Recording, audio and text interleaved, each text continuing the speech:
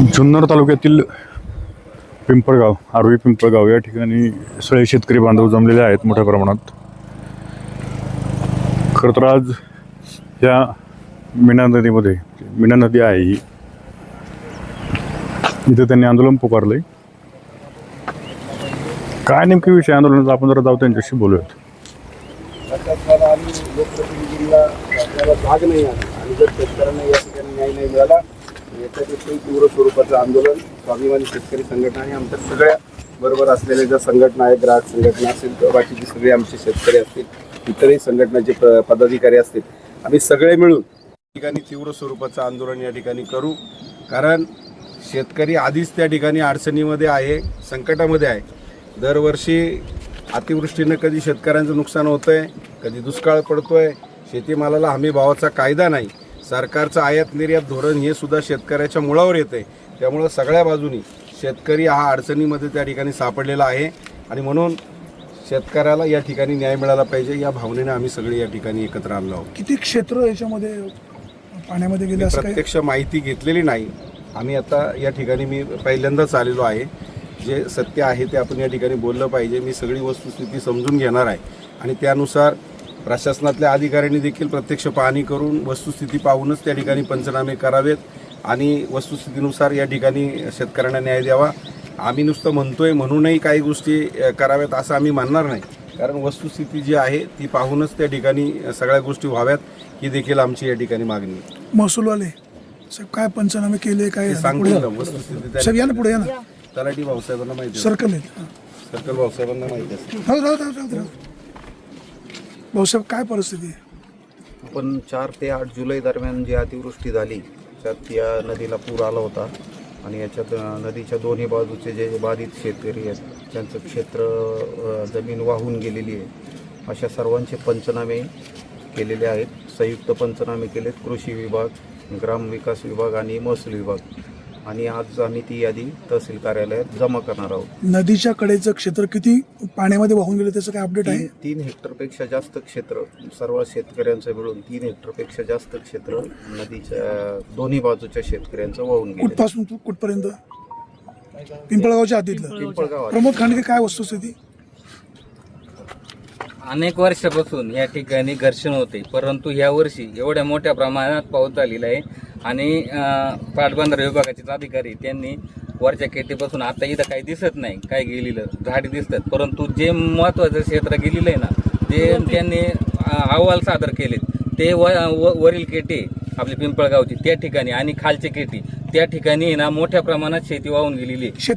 पूर्ण गटच्या गट वाहून गेलेले आहे. क्षेत्र किती असेल? क्षेत्र अंदाजे मला सांगता येणार नाही, परंतु आमची प्रमुख मागणी हीच आहे की त्या ठिकाणी भूमी अभिलेखच्या गवळी मॅडम आहेत त्यांना आम्ही सांगितलेलं आहे विनामूल्य आम्हाला त्या ठिकाणी मोजणी झाली पाहिजे आणि शेतकरी 1 रुपया देखील भरणार नाही. आणि भविष्यामध्ये जर अशा काही याच्यामध्ये एकच मिनिट मी थांबवतोय. पाटबंधारे विभागाचे कुणी आहे का इथं? आहे ना.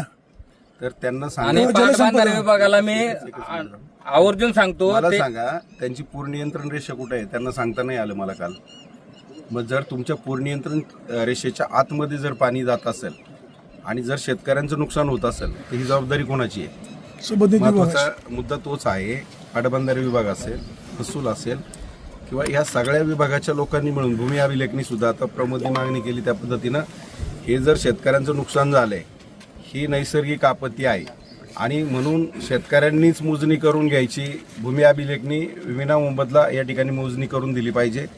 महसूल विभागाने रितसर पंचनामे केले पाहिजे आणि पाटबंधारे विभागाने देखील या ठिकाणी जर त्यांच्या पूर नियंत्रण रेषेच्या बाहेर पाणी जात असेल आणि शेतकरी त्यामुळे बाधित होत असतील आणि शेतकऱ्यांच्या शेतीचं नुकसान होत असेल तर मग मात्र पाटबंधारे विभागाची ही पण जबाबदारी आहे.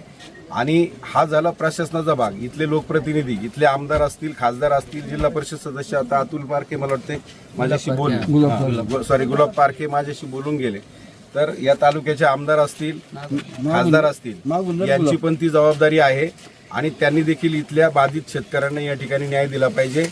शासनानं, प्रशासनानं या सगळ्यांनी आणि लोकप्रतिनिधींनी याची दखल घेऊन येथील सगळ्या शेतकऱ्यांना त्या ठिकाणी न्याय दिला पाहिजे. आणि हे जे काही नुकसान होतंय याच्या संदर्भात वारंवार ह्या गोष्टी घडू नये म्हणून याच्या संदर्भात देखील कायमस्वरूपीच्या उपाययोजना या ठिकाणी झाल्या पाहिजे ही देखील आमची या ठिकाणी मागणी आहे. कारण वारंवार जर अशा गोष्टी घडत असतील तर मग मात्र शेतकऱ्यांनी हे किती दिवस सहन करायचं आणि ही जबाबदारी आता यांनी स्वीकारली पाहिजे. जोपर्यंत या शेतकऱ्यांना न्याय मिळत नाही तोपर्यंत आम्ही या ठिकाणाहून पाठीमागे हटणार नाही आणि याच्यापेक्षाही तीव्र स्वरूपाचं आंदोलन करण्याची वेळ आली तर आम्ही त्या ठिकाणी ती तयारी ठेवू. शेतकरी एकजुटीचा स्वाभिमानी शेतकरी संघटनेचा विजय असो, ग्राहक कल्याण फाउंडेशनचा विजय असो. कोण म्हणतो देणार नाही, घेतल्याशिवाय राहणार नाही, कोण म्हणतो देणार नाही, घेतल्याशिवाय राहणार नाही. या ठिकाणी तालुक्याचे आमदार शिवजन्मभूमीचे आमदार शरददादा आल्याशिवाय या ठिकाणी आंदोलन थांबलं जाणार नाही. आणि त्यानंतर ज्ञानोर साहेब देखील टाइमपासवर येतात. मी महिनाभरापासून त्यांना विनंती करतोय, जेव्हापासून 7-8 तारखेला पाऊस आलेला आहे, आम्हाला कोऑपरेट तहसीलदार सरांनी केलेलं आहे.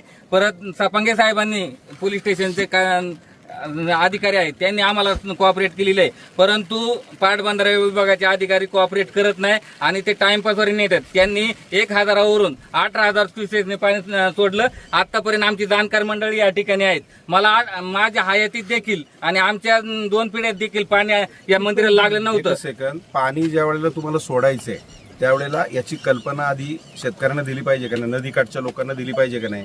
याची कल्पना न देता अचानक जर तुम्ही पाणी सोडत असाल आणि ह्या नुकसानी होत असतील तर म्हणजे हा किती बेजबाबदारपणा आहे. म्हणजे या गोष्टीला सुद्धा कुठंतरी या लोकांना जबाबदार धरून यांच्यावर पण कारवाई झाली पाहिजे, ही देखील आमची या ठिकाणी मागणी. म्हणजे पाटबंधारे विभाग सुद्धा बेजबाबदारपणे या सगळ्या गोष्टी जर करत असेल या ठिकाणी हे तर नुकसान होईलच, पण याच्यामध्ये जीवितहानी होऊ शकते, जनावरं सुद्धा जाऊ शकतात शेतकऱ्यांची. त्याच्यामुळं पाटबंधारे विभागाने याची पूर्वसूचना देणं हे गरजेचं आहे आणि हे सुद्धा दिलेलं दिसत नाही. ही देखील बाब माझ्या कानावरती त्या ठिकाणी आलेली आहे. हे सुद्धा चुकीचं आहे. तर बेजबाबदारपणे या सगळ्या गोष्टी या ठिकाणी सुरू आहेत.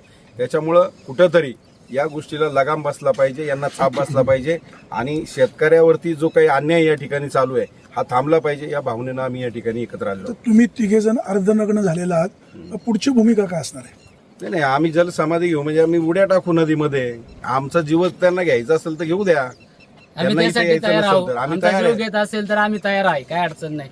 आता कोण येणार आहे, कोणाची वाट पाहताय, कोण येतंय का? आता प्रमोद कुठे गेला? सगळ्यांना या ठिकाणी कळवलेलं आहे. लोकप्रतिनिधी, आमदार असतील, पाटबंधारे खासदार असतील, पाटबंधारे विभागाचे किंवा प्रशासनाच्या सगळ्या अधिकाऱ्यांना या ठिकाणी पत्रव्यवहार झालेला आहे. ज्यांना पत्रव्यवहार झालाय त्यांचीच नैतिक जबाबदारी आहे. आपण या ठिकाणी आलं पाहिजे आणि या ठिकाणी येऊन त्यांची भूमिका त्यांनी स्पष्ट केली पाहिजे. आम्ही याच्यासाठीच जमलोय. जर तुम्ही तिथं बसून ऑफिसमध्ये बसून फुकटचा पगार घ्यायला सोकावले असाल तर मग मात्र तुम्हालाही सरळ कसं करायचं आम्हाला चांगलं कळतंय. वेळ प्रसंगी मग कायदा हातात घ्यावा लागला तरी आमची तयारी आहे. मग आणि तालुक्याचे लोकप्रतिनिधी, आमदार शरददादा सोनवणे किंवा खासदार असतील, जिल्हा परिषद सदस्य या विभागाचे येऊन गेलेत, त्यांची पण जबाबदारी आहे. त्यांनी पण इथं आलं पाहिजे. लोकांची मतं चालतात, तुम्हाला राजकारण करायला चालतं, पण ह्या जबाबदाऱ्या कोणी घ्यायच्या? आमची संघटना, आम्ही सामाजिक काम करणारी माणसं आहोत. राजकारण आमचा काही तुमच्यासारखा धंदा नाही. त्यामुळे तुम्ही या ठिकाणी आलं पाहिजे. लोकांची मतं घेतायत, तुमची जबाबदारी आहे. संबंधित विभागाचे प्रशासकीय अधिकारी, लोकप्रतिनिधी सगळ्यांनी या ठिकाणी आलं पाहिजे, ही आमची मागणी आहे.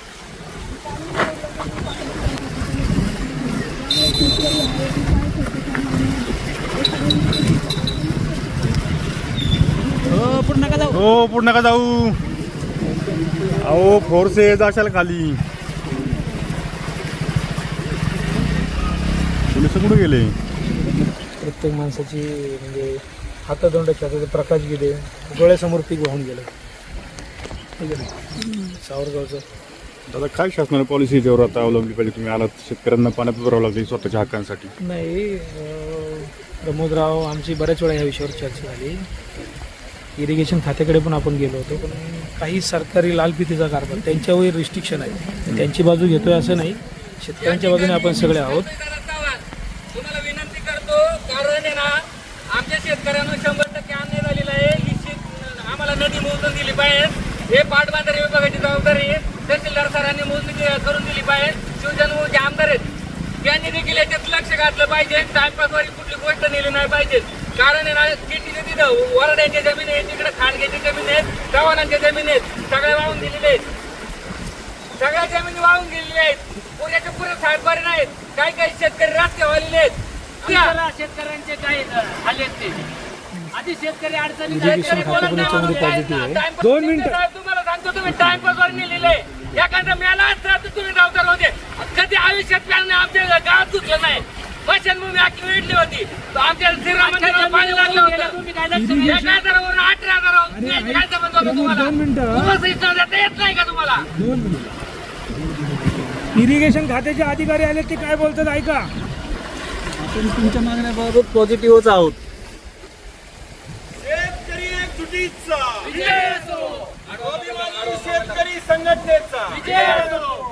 ग्राहक कल्याण फाउंडेशनचा विजय असो. राजू शेट्टी जिंदाबाद. राजू शेट्टी जिंदाबाद. एकाच गट्टी राजू शेट्टी. एकाच गट्टी राजू शेट्टी. आवाहन केलं पाहिजे.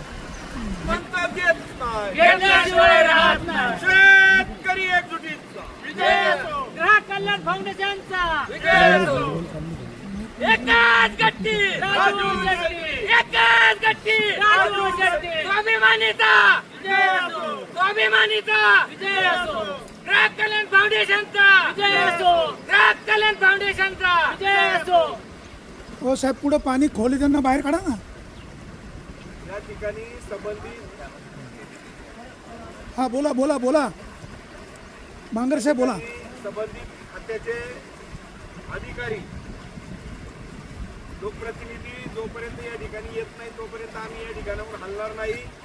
कारण या ठिकाणी सातत्यानं शेतकऱ्यांवरती या ठिकाणी नदीकाठच्या या ठिकाणी अन्याय होतोय आणि प्रशासन आणि लोकप्रतिनिधी यांनी आजपर्यंत भक्तभाग्याची भूमिका घेतलेली आहे आणि बाधित शेतकऱ्यांच्या भावनांशी खेळण्याचा हा प्रकार अनेक दिवसापासून या ठिकाणी सुरू आहे. हे कुठंतरी थांबलं पाहिजे आणि या ठिकाणी या नदीकाठच्या शेतकऱ्यांना या ठिकाणी न्याय मिळाला पाहिजे. या भावनेनं आम्ही आज या ठिकाणी नदी पात्रामध्ये उतरलेलो आहे. पाण्याचा प्रवाह मोठा आहे. कधीही पाणी आम्हाला ओढून घेऊन जाऊ शकतं. आमच्या जीवावर मिटू शकतं. शेतकऱ्यांसाठी आमचा जीव जरी गेला तरी आम्ही या ठिकाणी मागं हटणार नाही. या ठिकाणी ज्ञानोर साहेबांचं निलंबन झालंच पाहिजे. या ठिकाणी ज्ञानोर साहेबांचं निलंबन झालंच पाहिजे. यांनी गैरवापर केला पदाचा आणि आमच्या जनतेच्या जीविताशी खेळले. निलंबन झाल्याशिवाय आम्ही मागं हटणार नाही.